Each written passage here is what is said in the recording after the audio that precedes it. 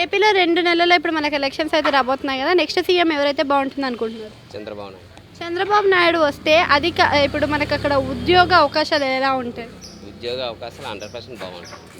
ఇప్పుడు ఫస్ట్ పాత పాలనే బాగుంది. ఇప్పుడు కొత్త పాలన రాక్షస సంతానం లాగా ఉంది. ఎవరికి వాళ్ళు ఇష్టానుసారం వాళ్ళు మాట్లాడుకొని ఇది అది అని చేసుకుని వేస్ట్ పాలన.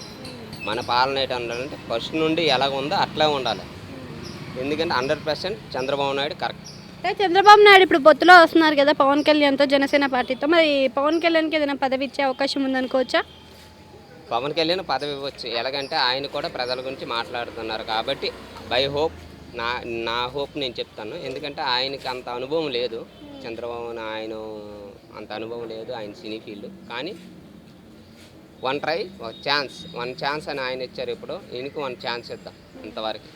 అంటే ఇప్పుడు మరి నారా లోకేష్ పాదయాత్ర చేస్తున్నారు కదా, యువగలం పాదయాత్ర, అది మరి ఎంతవరకు ప్రజల్లోకి వెళ్తుంది అనుకోవచ్చు? 100% వస్తుంది. 100% వస్తుంది. ఇప్పుడు మరి జగన్ కొన్ని పథకాలు ఇస్తున్నారు కదా, మరి పథకాలు ఏ విధంగా ప్రజలకు సాయం అందిస్తున్నాయి అనుకోవచ్చు? పథకాలు ఇస్తున్నారు. దేనికి ఇస్తున్నారు? ప్రతిదానికి ఇవ్వాల్సిన అవసరం లేదు. ప్రతిదానికి పథకం అనేసి ఒక అవకాశం దీన్ని బట్టి తప్పింది నువ్వేనికి యూజ్ అవ్వట్లేదు. మనిషి ఒక కార్మికుడికి ఇస్తే, ఒక పేదవాడికి ఇస్తే బాగుంటుంది. అది వచ్చినోడికి వస్తుంది, రానివాడికి రావట్లేదు. ప్రతి మంది ఇదే అంటారు.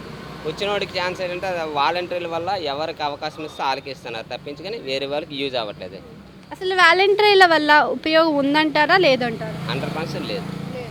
నా నాన్న, నా తాత, నా బాబు అనేసి పెట్టుకుంటున్నారు తప్పించి వేరే వాళ్ళకి యూజ్ లేదు. అంటే ఇప్పుడు పార్టీలో నుంచి కొంతమందిని మారుస్తున్నారు కదా క్యాండిడేట్స్ని, మన ఎమ్మెల్యే క్యాండిడేట్స్ని అయినా కానీ జగన్ గారు.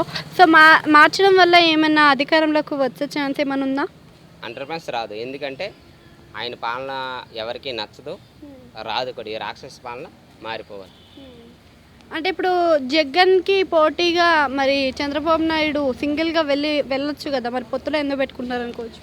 పొత్తులు అంటే ఆయనకి ఇప్పుడు ఏంటంటే ఆయన వారసత్వం రావాలనుకుంటారు తప్పించుకుని ఏం లేదు. ఆయన ఎప్పుడైనా వస్తారు, ఎలాగని సింగిల్ ఆయన. ఓకే, వైనాట్ 175 అంటున్నారు వైసీపీ నుంచి. మరి ఎన్ని సీట్ల వరకు వైసీపీకి రావచ్చు, టీడీపీకి ఎన్ని రావచ్చు? వైసీపీకి ఏం 100% రావు. ఒక్క సీటు కూడా రాదు. ఇది అక్కడ ఆయన 175 అనుకుంటారు. 1 సీట్ కూడా ఇది రాదు. ఈ ఎలక్షన్లో 1 సీట్ కూడా రాదు. ఆయన అనుకుంటాను భ్రమలో పడ్డారు. ఆ భ్రమే మిగిలిపోద్ది ఆయన. Thank you.